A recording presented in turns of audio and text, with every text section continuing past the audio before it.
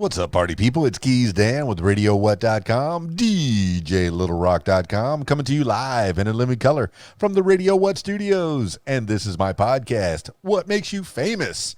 It's an extension of the RadioWhat.com internet radio station that I've been running for quite some time. And if you need DJ services, where do I always send you? DJLittleRock.com. One more time, DJLittleRock.com. Check availability and get a free price quote, and maybe you can have me at your next event. You know I like to party with the people. The people need to be entertained. Let me entertain you. Are you not entertained?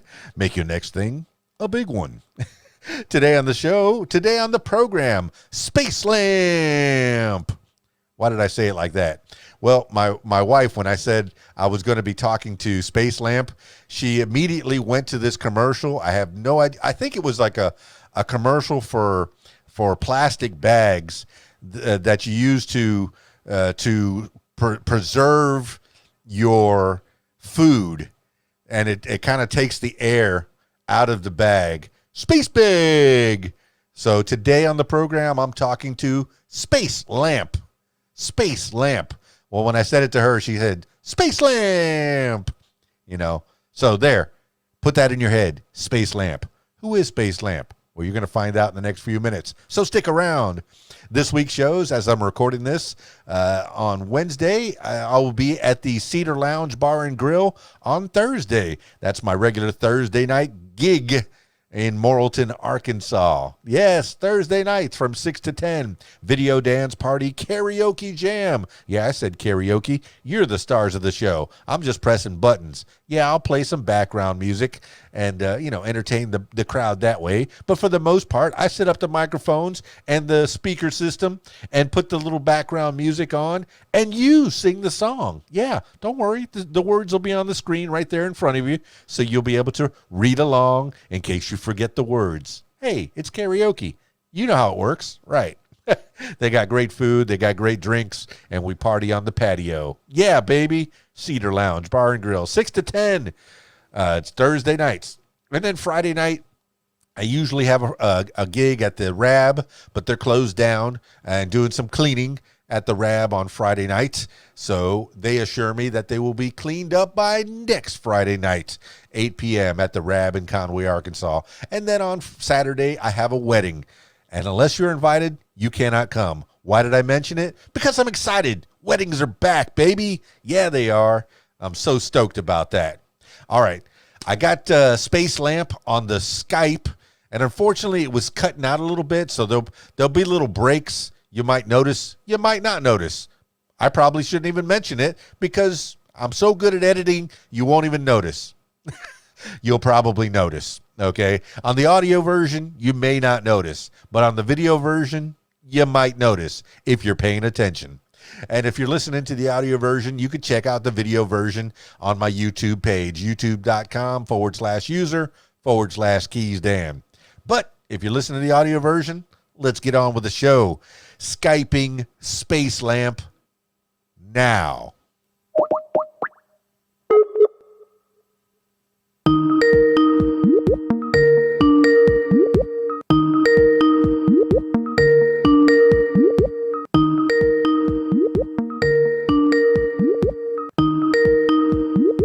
Now I hear you. Spacelamp in the house.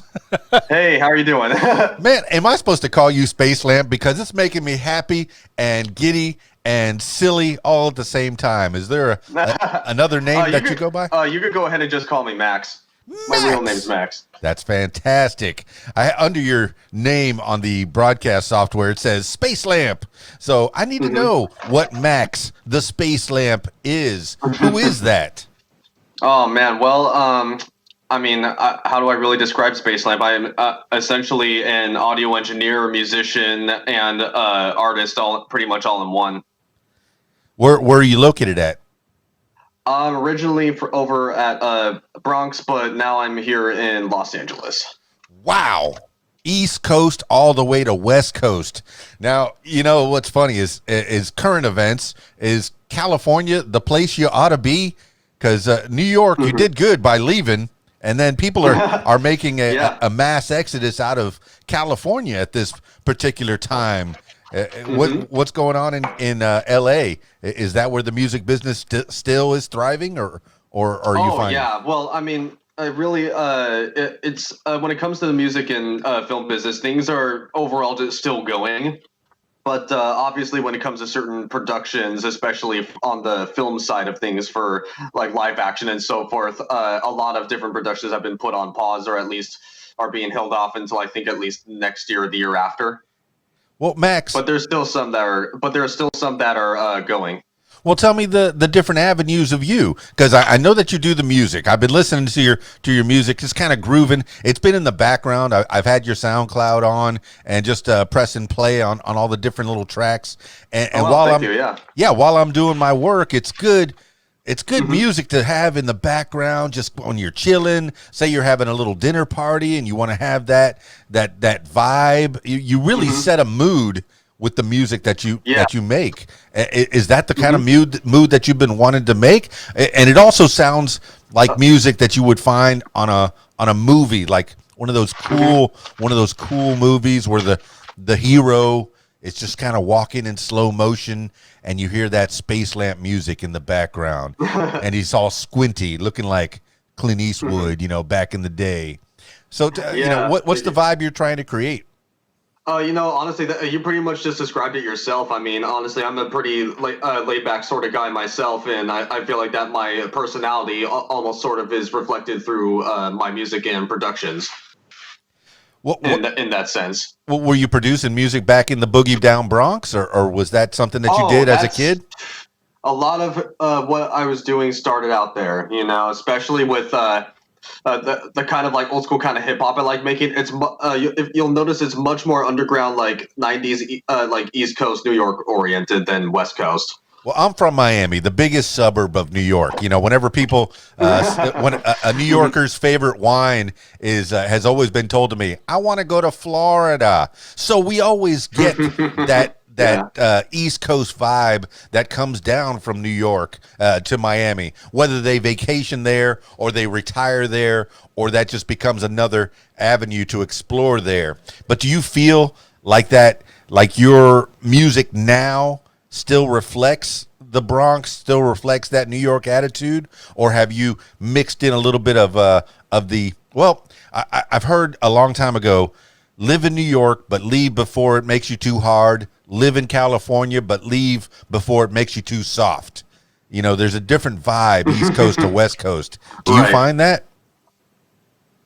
Well, I mean, I feel like that there is some truth in that to a certain degree, but I mean, at the same time, there's still a lot of things that are hard about the West Coast as well. But yeah, I mean, but at the same time, the East Coast definitely has that reputation from the get go. And I feel like that when it comes to that specific soul and attitude from New York, I feel like that with my music, I've retained a very strong element of that as the core center, while also incorporating some other outside elements to it as well. Well, do you make all of your own tracks completely from scratch, or are you taking samples from other music? Of course, licensing always important when Right. you take Yeah.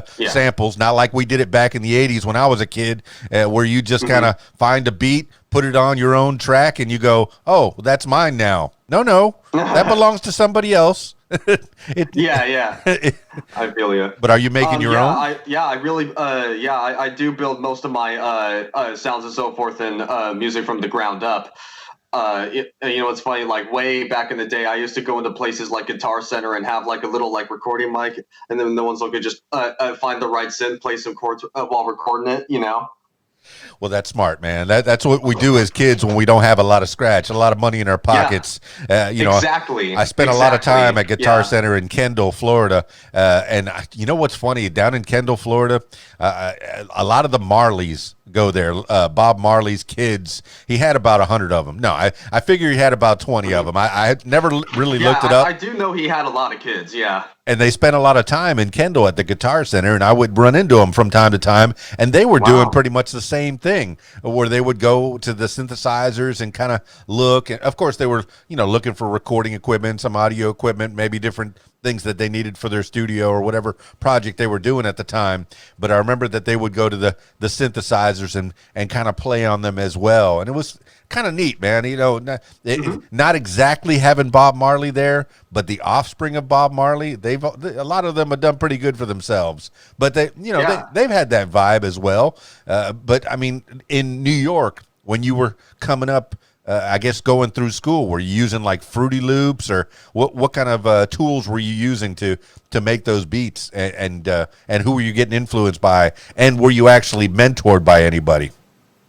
It's a very long story behind that one, because I started in what was it, early high school, with really getting into electronic music making. Like I took this one class called Advanced Musical Workshop or something like that, and and they had that program GarageBand, except it was like obviously an older version than what you see on Macs today, but does pretty much the exact same thing more or less. But learning off that and using the different samples and everything that came with the program, it was just really interesting, and I wanted to get more into that. And at the time, dubstep with like artists like Dr. P, Cookie Monster, Bar 9, 16-bit, all those other artists were like the big thing. So I actually got into producing music because really because of the dubstep movement. Although ironically enough, I actually never made a single actual dubstep track up until my second and most recent album, Dark Matter LP. Okay, now you're talking about albums. When are you doing these albums? And I didn't even know kids made albums anymore. I thought it was all singles. I thought it was all tracks. But you're actually putting. I'm not a very conventional guy, I suppose. I just like to do what I like to do. Well, okay. But, so you put a few tracks together and you call it an album. Are you making the artwork for yourself? Because I'm reading your bio and it says you're an artist as well. Are you doing all the artwork yourself? Yes, and I'm glad you asked, because I actually have made a couple of hard copy versions to show you. For example, I have the first album right here. If you can you see it? Can you see me? And he's back. Yes, I got you. So yes. Yeah. So going back to the albums and doing original artwork for them, yes, I do actually. I do a little bit of mixture for both my albums. I did a little mixture of computerized based artwork and photoshopping and actual like hand drawn art at this as well. My first album, Bright Stars, has a total of 7 tracks, but on this version, the hard copy version I made, there's 9 tracks actually. And as you can see, well, there it is. That's beautiful. What an image. That kind of that now that's all drawn on the side, but then the face, it looks like it's more realistic on one side, and then that face is just not finished. Is there a meaning to that? I mean, I suppose a little bit. I suppose. How do I put it? Yeah. Exactly. What were you thinking? What were you thinking when you drew that? Well, you're right. I did want a sense of just like incompleteness, and just that look, and just that the fact that she's like boxed in with the window and all about the whole universe out in front of her. Yet, she, is looking away, as you can see. Yes. With somewhat of a neutral look, or at least a pessimistic look, I suppose.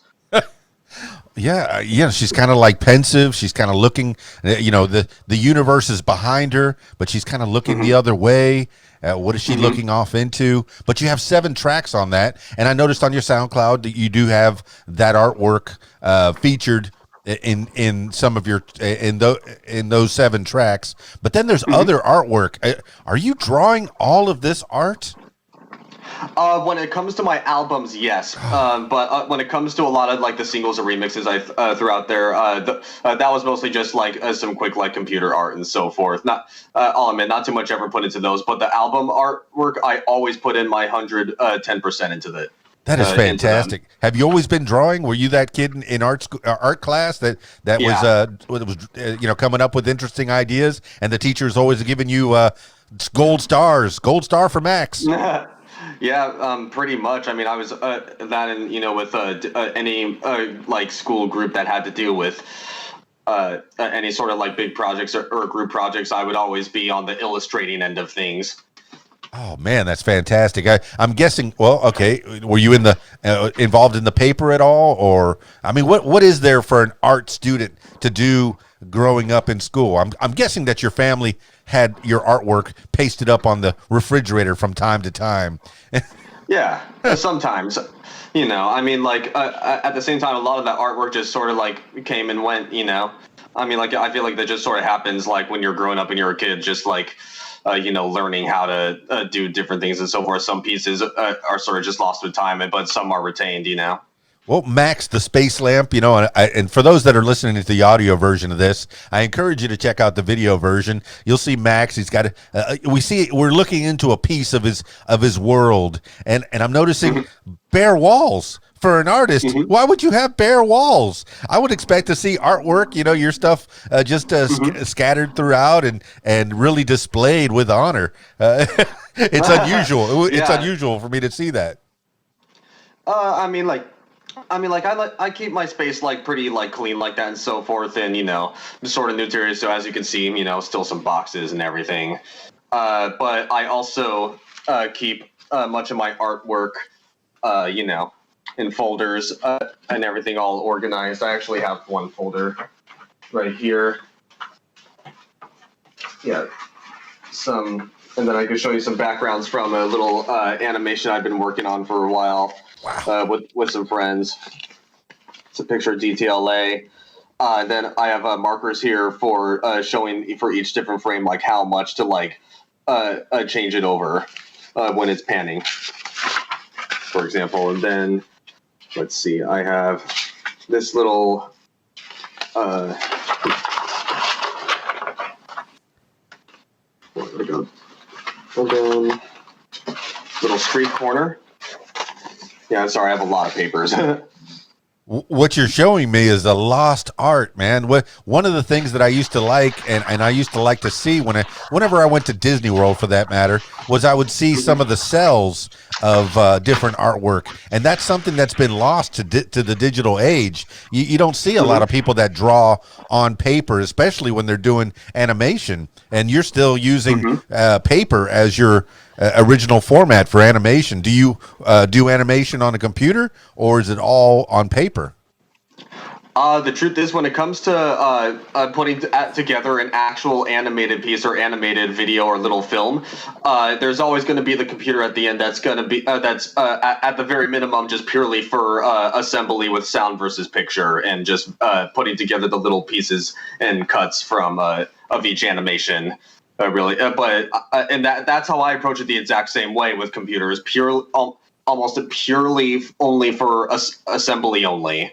Other than that, I will do my actual video animations and films all with paper, and even I'm even going to start using those old one of the oldest methods of animation, acetate cells, the actual plastic ones with the pen, ink, and paint. That is so cool. You're bringing it back. I mean, what's the advantage to bringing it back like that? I mean, besides having the artwork as a byproduct, you'll be able to have that, your version of the Mickey Mouse artwork that you could, possibly sell and make more money, so you can have funding for future projects. Is that is that why you're doing it that way? Well, that's a big reason of it. Another thing is that if you look at all different anime boards and everything, from time to time, especially in the retro boards, you'll see everyone just wanting, that art to be brought back, and not just brought back, but with a great original story to go with it. And that's one of the biggest reasons why me and my friends put together Jade Pop Productions. Man, Max, that's like a DJ going back to vinyl. taking it back because all the way back. Yeah, Yes. because for me, I've used vinyl when I was a younger DJ, when I was just a little baby DJ. I used vinyl, but over the years, I took the MP3s. Now I can load up 100,000 songs into my computer. I have a Pioneer controllers that I can mix and scratch on, very similarly to when I was using records. But to take it back to records and have that limited amount in the crate. It seems, man, does it limit you, or is there a different feeling from having the cells using the acetate and using the actual drawings rather than computer? What are the limitations and what are the advantages? Well, one of the limitations is that cells are the absolute the ones with the paint and ink are the absolute final product. Once it, and there and you can't there's no room for mistakes. Once you have done something, that's it. And but at the same time, all the processes that come before that, when it comes to the pencil and paper and so forth, you can take as much time as you want and effort to edit all that you need to and to make it look right. And if you look at something that looks great, but you just want to make it just a little bit better, you still have time to go back and change it a little bit and do it. Man, Max. Yes, there are some limitations to it, but at the same time, I feel like that it also at the same time just opens up a whole new broad spectrum, and the fact that it has limitations just gives off so much more rewards than it would, I feel like, just pure digital. Wow, Max, going back to Disney, they used to take and they would do the drawings, they would make the cartoon, and they would throw those acetates away and throw those cells away because thinking that they're just used, we'll throw them away, not knowing that they are works of art, not having that foresight. But with hindsight, we know that those are works of art, that you need to save those. And are you compiling all those pieces? Have you done any work on the acetate as of yet, or is that something that's happening? In fact, I actually need to grab some vinyl gloves if I'm going to show you a couple of completed cells that we have for our upcoming feature. Right now, it's just the project is just basically Project Grand Karbala. Although we do have an official title for it, we are not revealing it as of yet. Well, unfortunately, the Skype has frozen again. I'm going to hang up and call you back again, and I will cut this little part out. Okay, I'll go grab those.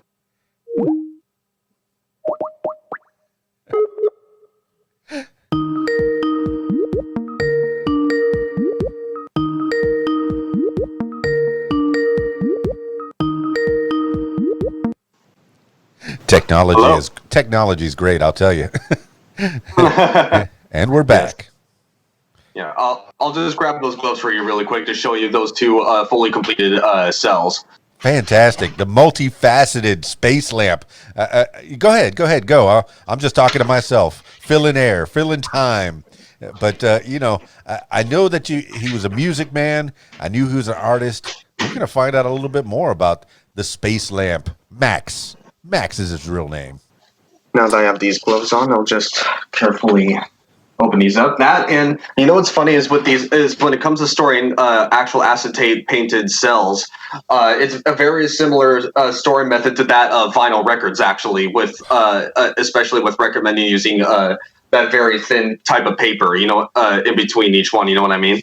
It's like a parchment paper, right? Yeah. It's a very specific thin type of parchment, almost like a rice paper, almost. Amazing. Is it actually a rice paper? Do you know what it's made of? I do not know, actually. Okay. All I know is just what the cells are made of, and that is acetate. Fantastic. Man, this is like an actual artist. I knew you were multifaceted. I knew there was many layers to you, and you did the music and you did the art, but I didn't know that you actually took it way back. I mean, shoot, they were doing this back in the 20s and 30s, in the heyday, in the original days of cartooning. Yes. Well, show me what you got. Oh my goodness. All right, so here is the first the first of two fully completed cells for our feature. Like I said, right now it's just Project Grand Karbala, and and we will very soon have a teaser up and ready to go by 2021, and crowdfunding happening for to help make the film happen as well. Okay, is the crowdfunding up? Is it available right now? Not as of yet. It will be in 2021. Okay, in 2021. So everything's on hold until then. Oh my goodness, look at that. That's an airplane of some kind, like a flying? Yes, an airship. That is beautiful. And what would you do with that? You would kind of make that motion across the screen?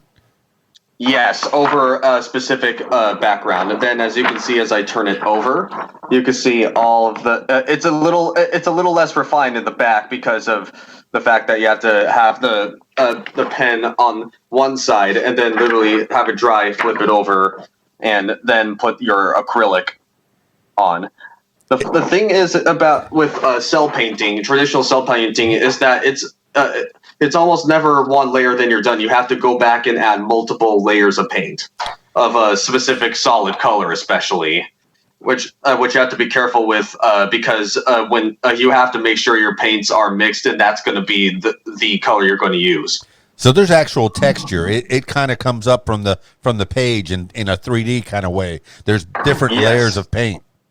Yes, and that would be this side with the painted side, and then the ink pen side, and the side that we would have it scanned and have as the actual full thing. Did you go to school for this, or is this something you learned through the years in high school or middle school, grade school?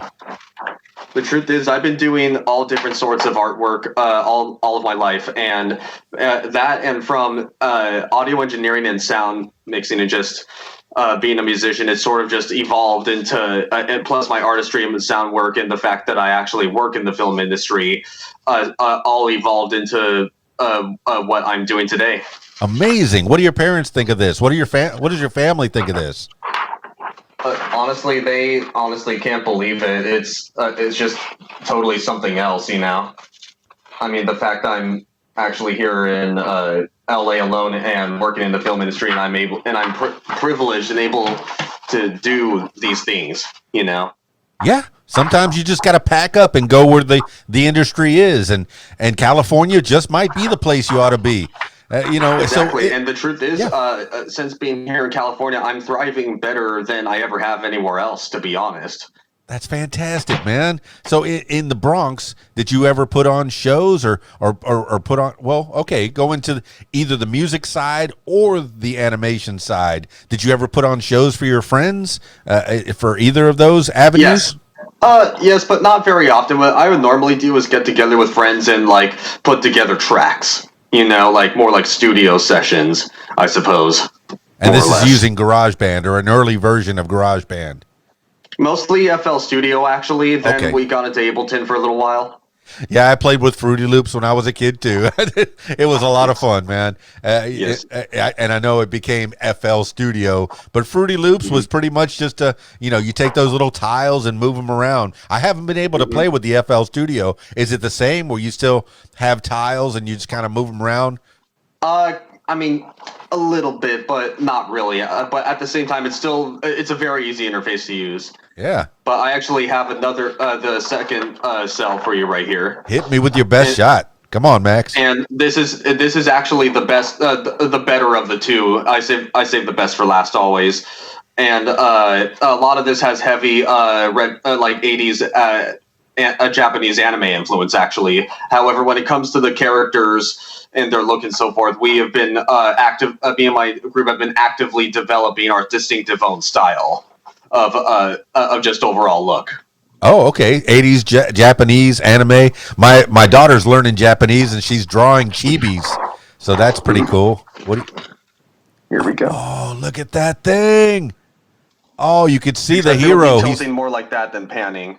Oh, I can imagine the hero just flying through the universe, saving the day, going to save the fair princess, or fighting to save the world. Oh man, is this like your own original design? Yes.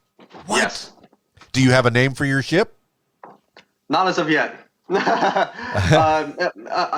probably will, though. I like to go very deep into lore and storytelling when it comes to my own worlds. You know. Oh, absolutely, man. It informs the character. Even if you don't put it on screen, having a backstory helps the actors to inform the character. Oh, this, say you're just coming in from someplace else. Well, what was I doing when I was out there? Oh, you were going to the restroom. And you would go, oh, okay. And then you'd probably wipe your hands, and that kind of Yeah. informs the character. But Yes.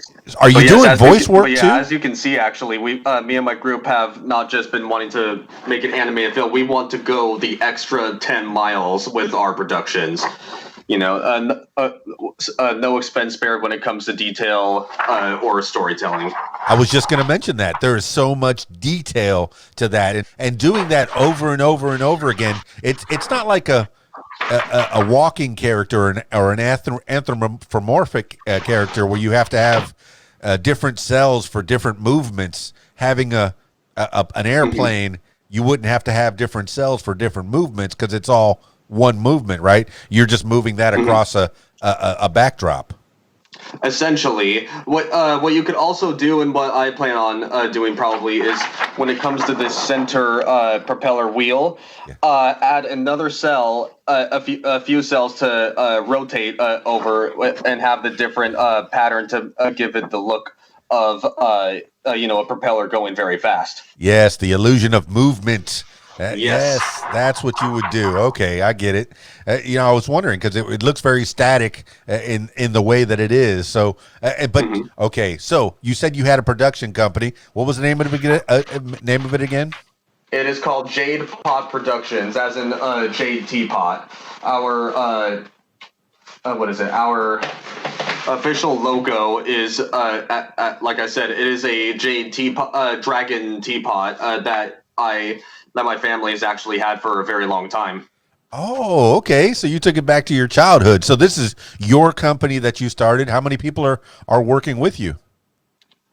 Actively, about 3 to 4. Excellent. It's nice to have a good team that you could bounce ideas off of. And what are the different strengths of the different people in there? You're obviously the music and maybe the artwork and the overall head of the thing. But what are the strengths of your team members? The strengths of my team members are computer-based artwork and so forth, and just putting and After Effects and just being and overall video editing. And the other one is also a hand-drawn art expert. Oh my goodness! But they're also both my producers and co-writers as well. I'm directing Project Grand Karbala myself. And you completely self-taught, through the years. Almost. Okay. When it comes to sound, I did go to college, and I am a certified professional audio engineer. All right. Give a little shout out for yourself. What college did you go to? I went to Connecticut Schools of Broadcasting. So where did you end up? A strange little... Well, I mean, it was a really good school, but it's an interesting part of the state of California, actually. It's a little place called Mount San Jacinto College. Okay. What did you learn there? Audio technology. It was there for about 2 years. What year was this? Oh, this was back in, 2016, 2017, so, more or less somewhere around there.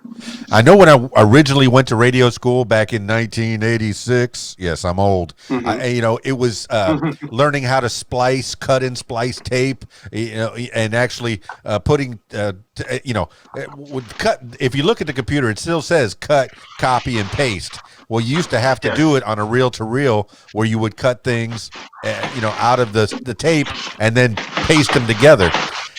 Now, I did learn that back in '86, but then I did go back to radio school in early 2000s to get an idea of how things had progressed. And I learned Adobe Audition and Pro Tools and what were they having? And I did learn some TV and voiceover work. And was that all the stuff that you were learning? Was it like a big all-encompassing? Honestly, I have to hand it to Mount San Jacinto College. When it came to their audio department, they covered pretty much every aspect of multimedia related audio and just multimedia in general. We actually had our own TV station there, professional equipment for sound, cameras, everything, and we also had a radio production room. They also taught us the various aspects of post production and voiceover as well. Oh, that's excellent. It sounds like it was all encompassing. I don't know how much, I'm thankful that I went to the Connecticut School of Broadcasting, very similar to what you were saying, where it has its own TV studio, audio studios, and different little cubicles, different, what would they call them? Like different areas to do different tasks. But I'm very happy that I went there, but I'm not. I know that I took those tools and putting them into use was where I really took the shine. What kind of productions have you been involved in where you refined those different skills that you learned at that school? Oh, the truth is, I did a lot of outside of school programs there, like taking advantage of the community TV hours at the station and doing some audio working the board for certain radio shows that were going on at the school at the time. They always change. The different shows would always change out more or less. Oh yeah, working the board. That's like your first job when you get on the radio. It doesn't pay much, if anything. A lot of times, actually, this was all volunteer basis at the time. Yeah, a lot of times it's internship.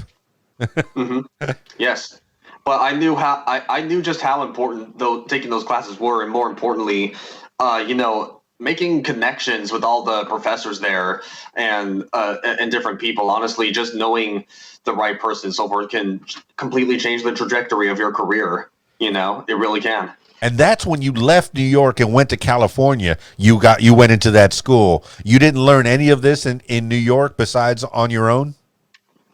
Well, yeah. Mm-hmm. Pretty much. It's so amazing what you can teach yourself. Probably watching YouTube, you can learn a lot of things from YouTube. Actually, a lot of it, although I could have, for most of it, even though I could have watched YouTube tutorials, I actually mostly did it through just trial and error. Yep. Yeah, you buy the Fruity Loops, and from what I've heard is Ableton. I need to get Ableton just to have fun with it. I think that would be fun. Ableton is a fun program. Once you get the hang of it, it is a very, very fun program. And then maybe one of those pads. Do you have one of those keyboard pads? I used to have a launch pad, actually, the longest time ago. But now I have, an Akai keyboard that can work on pretty much any digital audio workstation. Well, I guess when you step up into the bigs, you get an Akai keyboard. I have a little pad that makes little sound effects and stuff. Mm-hmm. But just I like it. It just has little sound effects for when I'm doing my news podcast. But man, I would like to expand my horizons even further. Not like I don't have enough to do. I do this podcast, and I get to talk to people, and I have so much fun learning from folks. And I'm learning from you, Spacelamp, Mr. Max. Thank you, and I'm learning from you as well, and everything. I mean, that honestly, it's just so great that you have have all that you have going on. Well, that's fun. Okay, all right. And now, and I've already put a subscribe on your YouTube. I definitely have your SoundCloud, and I have your Facebook. People need to follow you around to find out what's going on. You're a young man. I mean, you said 2016 was when you did some of that other stuff. What year did you graduate high school? Oh, I graduated high school back in 2014. Oh my goodness! Oh, he's so old. No, you're so far ahead of the game. My goodness! At that age, I was such a bobo. I was, pretty much. I went to college, and in my first year, I ended up. I was the party DJ for the first year that I went to college. Of course. So everyone was always coming to you and everything. Then they also had the beer keg guy as well. There's that guy. Yeah, exactly. Oh yeah. Hey, can you come to my party? Yeah, you gonna help me carry the records? Sure, we will. Nope. Yep. Nope. But I mean, so is that the kind of music that you were doing? You said music engineer, audio engineer. Are you setting up for different events, or in audio engineer? What does that encompass? What is that job title? That encompasses a few different things. It encompasses both live audio and studio audio, whether it be for music, movies, television, or live audio for plays and concerts. Well, like I said in the beginning, the music that you make, the music that you've put out there on SoundCloud is music to just chill by, and it should be in movies. Has it been in movies? Not as of yet, but like I said, me and my group are working on our own feature film. And like I said, as of now, titled Project Grand Karbala. But one says that we have a teaser trailer up and ready to go, and the crowdfunding campaign fully launched as well. We will come out with the full title and a solid synopsis. Well, that's what it is, Max. Is if a studio doesn't want your production, you do it yourself. You can be your own independent production, and you've done that yourself. Yes. Yes, that's very enterprising, man. And that's something that I should have done a long time ago. I always DJ'd back then. On the weekends, I was that guy. But I didn't incorporate myself till 2004. So from 1986 to 2004, I missed those opportunities to where I could have been a corporation and had that, those tax breaks and had those opportunities. I could have expanded more. But you're so far ahead of the game, having a team that's helping you to put your vision into fruition. Now, is it all your vision, or is it a combined team effort? Oh, it's it's definitely a combined team effort, but at the same time as well, I'm also very much leading the charge when it comes to the stories in our team, especially with the production we have currently going. But at the same time, I honestly like having the help of my friends and colleagues that are in my production team and just helping make this happen. They're just amazing. They're just amazing at writing. Like I said, they're my top producers, and they're great artists. Really, it's a privilege to be among them. Well, Max, it's important to have a director that has a vision that makes sure that people can look up to or look to for direction. Even the greatest directors, some of them will take advice from the actors and from the different people that are working on the production. So, yeah, you can be a leader and not be a dictator, but certainly it's good to have somebody as a head of the studio to give people a direction. That's, man, that you're so far ahead of the game, man. So you said that this is going to be probably produced in 2021. Is production completely at a standstill right now? No, and if anything, production is in full gear for the teaser at the very least, and the full screenplay as well. Wow. And are you working on this together? I mean, current events, we have COVID, and California, from what I've heard, Governor Newsom has completely locked the place down. And just in time for Thanksgiving too. Well, is your whole family still back in the Bronx?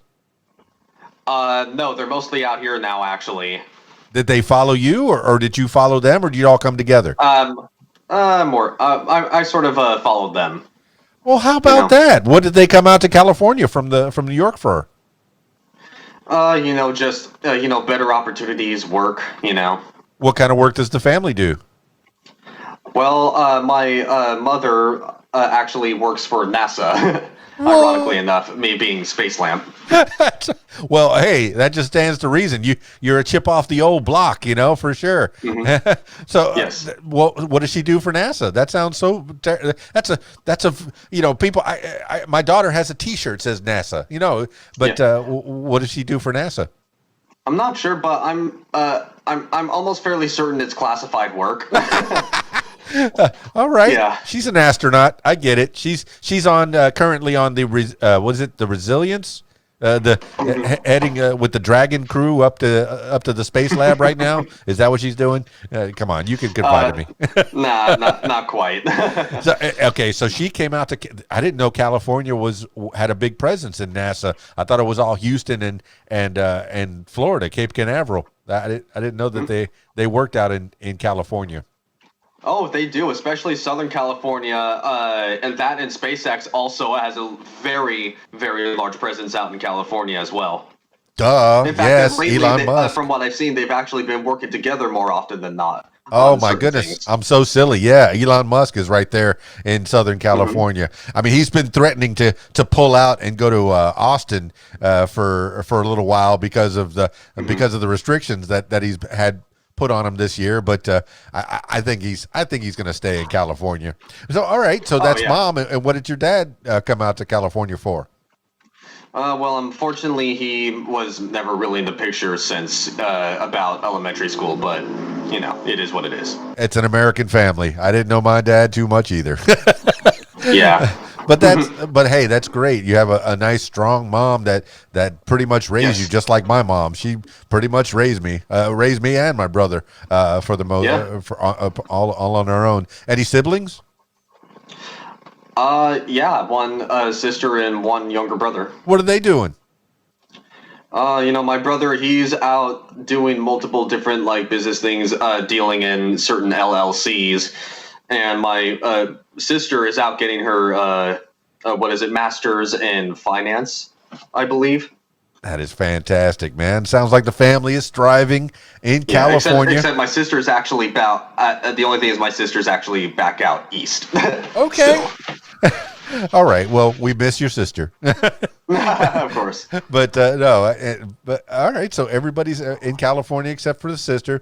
But hey, it sounds like you have an enterprising brother, entrepreneur out there trying to get things moving, always moving and shaking. All right. Well, that's the family. Shout outs. Well, you can give shout outs to your production company and the different things that they do. You said that Of course. you kind of gave a broad stroke of what they did, but you can give specifics on who they are. I'm sure they'd like to get little shout outs on your little podcast here. Of course. Well, one of my longest lifelong friends, Romano, is one of the my main producers, and this comes up to my second album. This is our first work together. This is not our first time working together on a production. Our first production was my second album, and my second album is actually sort of a hybrid between an album and manga almost, as you can see with each individual almost comic square, except none of the squares or characters have any dialogue. Well, unfortunately, about 10 minutes ago, you froze on me. So No. let me hang up and call you back again. I'm going to have to do a lot of edits. I'm not used to Okay. editing. All right. So this is my second album, Dark Matter LP, and the thing about this album is that instead of a simple piece of cover art, I actually have a piece of cover art for every single track. Oh, how cool is that? See, that's So what I miss about albums and CDs. Albums, especially, you had 12 inches to put artwork on, but I miss the artwork on CDs. You're so talented, my goodness, that's amazing. What's the Thank you. Yeah. inspiration? Is it all New York, or is it different places that you've been? What's the inspiration for those little pieces there? Oh, well, the inspiration is a little bit of just, yeah, pretty much. Inspirations from New York, and just like the fact I also love like going to natural places, the outdoors, and so forth. Okay, well, what are your favorite places to? Well, yeah, I guess that's the best of both worlds. Growing up in New York in the big city, you saw buildings. I've never been north of the Mason-Dixon. Really, I've never been to New York, but every picture, it just looks like the buildings are mammoth and just overwhelming. And then when you get to Yes. California, it might be a little more spread out. Yeah, it's a big city. There's 40 million people in that state, but they're all spread out. There's quite a bit more space between Yes. those people. So you're getting the best of both worlds. You have some naturalness there in California. Yeah, absolutely. I mean, what can I say? California is just such a unique state, and it's just really, I don't really know how to describe it. It's just amazing. It's been great to me. Okay, well, you went So, over I will say that. your bestie, your longtime friend and best producer that works with you. Who else is working with you? My friend Joshua, he is the artist, like I am, lifelong. We both specialize in like pen and paint related stuff as well as penciling. In fact, here are the original pencilings for Dark Matter LP. Before the thing about this album is that this was not cell painted the characters; these were digitally done. Okay. Yeah, that's the difference between that album. Yeah, but we did hand draw our different characters. Okay, I suspect that artwork is going to be displayed or sold on eBay. when you become famous, they're going to want to have that artwork. Of course. Yeah, yeah. I mean, like, it's always so much fun to work with both these guys. They're so intelligent, and they both have a truly different perspectives to bring to the table. And you know, whenever I think that something may be like fully complete or it's good, I bring it to them, and they may view something where it's like, no, you can add something here or here. You know, it's always good to have that and to have people that keep pushing you to be even better. You know. Well, I know that the director and the director of photography and all the actors can make a movie, but is it the editor that puts everything together? That makes the movie. Who is the most important person in a film? Do you think? That's a tough. That's actually a really good question. Either the producers or possibly the screenwriters. Okay, and why would you say that? Because the producers can help make things really pick up and happen when it comes to just the business end of things and other stuff like that, and the writers to actually help make the film to begin with the actual story. Oh yeah, I mean I've heard. Okay, who was it that said? It might have been Stephen King that said the story is dead. It's all about the action and plots and boom and explosions and just visual. There's no more story anymore. People just want to be wowed with a light show. Do you find that the story is dead, or do you really concentrate on the story? Absolutely not, but at the same time, I also do somewhat agree with his point that people want more visual stimulation and things when it comes to films and so forth, and especially even animated films. And I believe that's why going back all the way back to the original cell painted animations are such a great way to give that visual output. Something about the cell animation just gives a certain warmth about the overall just artwork that I feel like that digital can lack. Oh yeah, I mean, but I see so many films. They'll start out with a car chase or an explosion, and then they go 12 hours earlier. Because they want to suck you in quickly, and then But some people, if you watch a movie from the 40s and the 50s, it's a slow burn. You might watch this guy get dressed for about 20 minutes, picking out his clothes. Yeah. What was that movie? Oh, I was just listening to a podcast, American Gigolo, and it kind of refreshed my memory. The whole first 12, 15 minutes is him picking out his clothes. And would that fly right now? Just a movie that has such a slow burn on the way in. No action right away. Well, I mean, the thing is that when it comes to the films that we're making, we're pretty much only focusing on animated only films right now. But honestly, I feel like that what we want, our approach is that we want to really have a story that slowly marinates and really builds up, but also keeps people constantly at attention. So a little bit of the best of both worlds, I think. Yeah, you still have to build a story, and build up characters, just like in a live action. Animation has direction, and I'm guessing you're going to be the director of your first feature film. How is it all storyboarded out, and do you have an idea of where it's going to go already? It's almost entirely storyboarded for now, and then as for the actual refined screenplay, we're about 27 minutes in or so to the film. How long is the film But, going to there's be? a Do you lot of know? like editing when it comes to storyboarding, like transcribing a lot of different wording over editing. How long is the film going to be? Do you know yet, or is it going to be a short? Uh, like I said, we're going for this to be a feature. We're going for the full feature for it, which means it could be anywhere between an hour and 20 up to hour 50, maybe, or hour. Yeah, somewhere within those bounds. I don't want to make it too short, like only an hour and 10 minutes or so. So. Yeah, what's the magic number? I thought it was like 75 minutes or something like that to be a feature. I think it's like, what was it? Maybe I think something around that, maybe 80 or so. I mean, like the average is about 90. Yeah. So.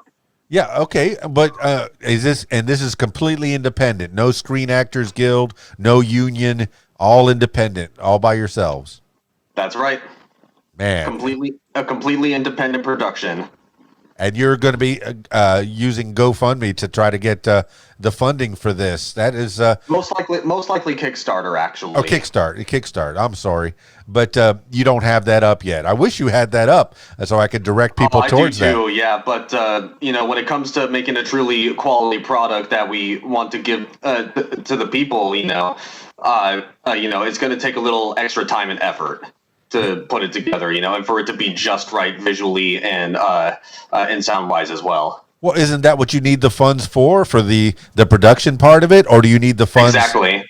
Okay. Exactly. Really for the cells, Right. But as for right now, what we can do to help make that happen is at least have a small, very short teaser for people to see. And that's something that you're working on now. Yes. Okay, and that'll be available on your YouTube page or on do you have a website? For now, we have our Facebook page. It's facebook.com/JadePot Productions. And we don't have much up right now, but we will very soon.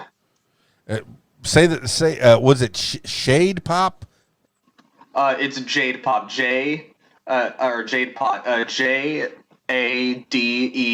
JADEPOT, as in a jade teapot. Okay, I will definitely put that in the show notes so people know where to go. That sounds fantastic, man. There's so many facets of you. You are an enterprising young man, I'll tell you. All right, so let's go through the music part. I'm guessing you're going to be doing all the music for this, but between you and your crew.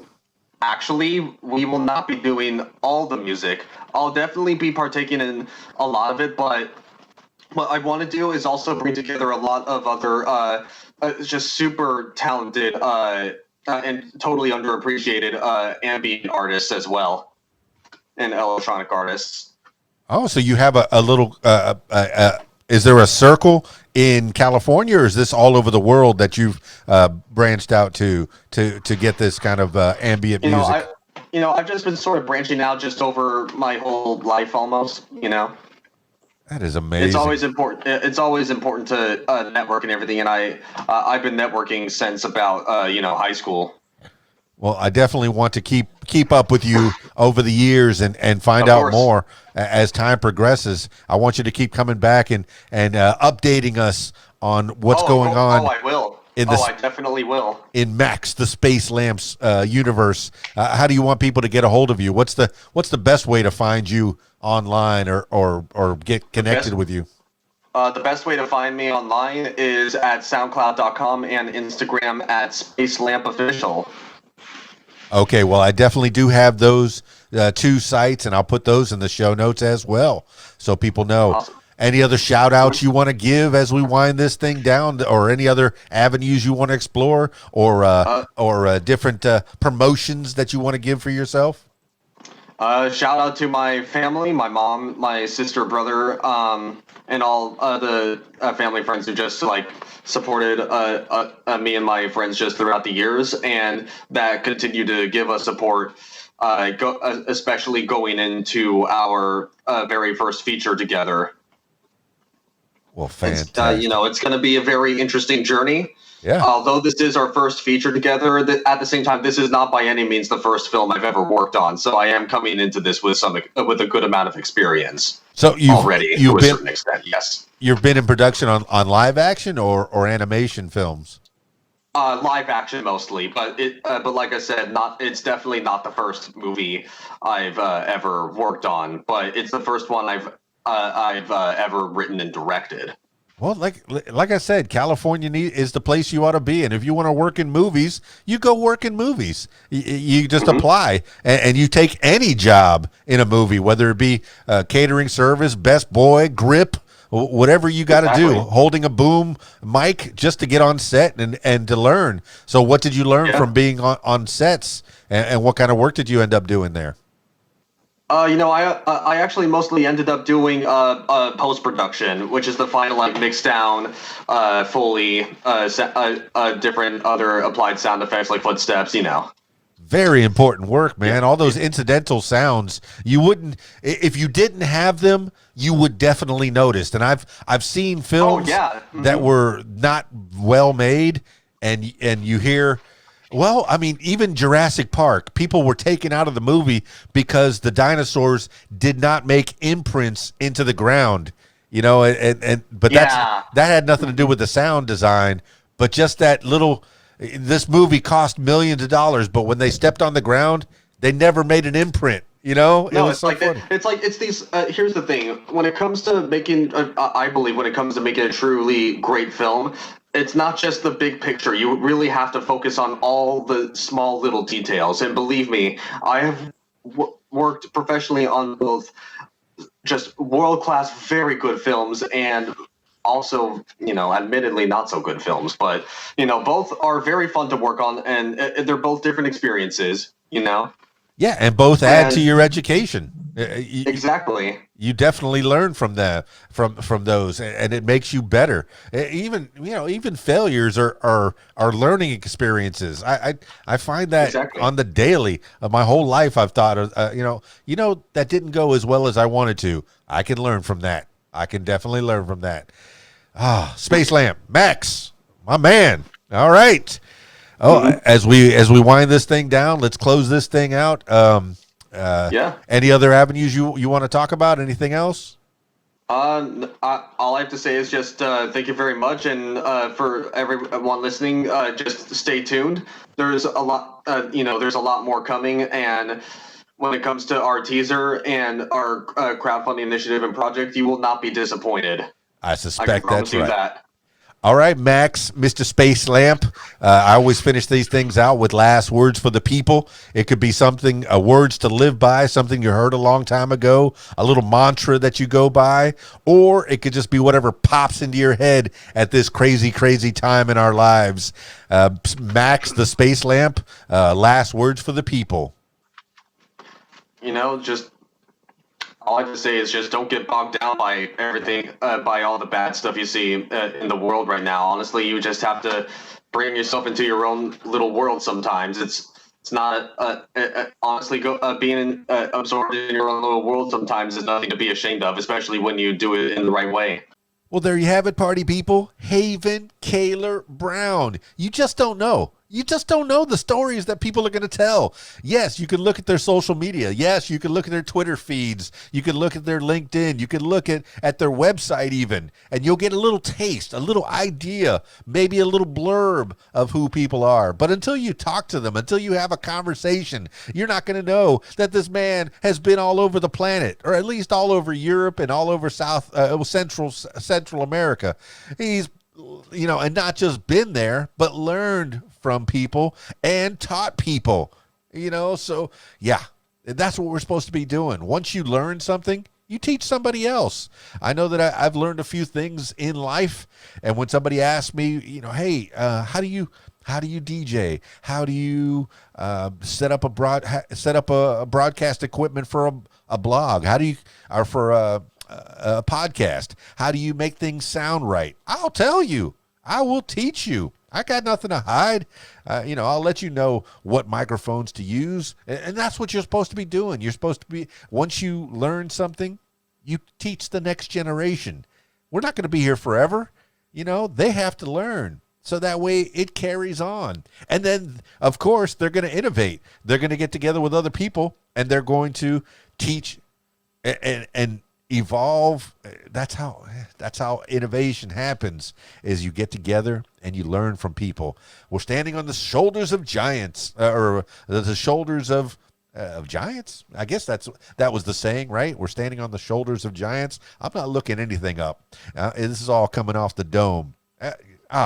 So good talking to Haven Kaler Brown. Man, you got a good life, and you're giving your kids and your husband a great life as well. And I'm so excited to hear more and to keep following and to learn more about you as time progresses. Yeah, this life's not over. No way. I'm 51. We got plenty of time left. All right, then. That's it for this edition of What Makes You Famous. If you, yes, you, would like to tell your story, I encourage you to give me a call, 501-470-6386, or email info@radiowhat.com. That's it for me. It's KeysDAN, radiowhat.com, djlittlerock.com. Peace. I'm out of here.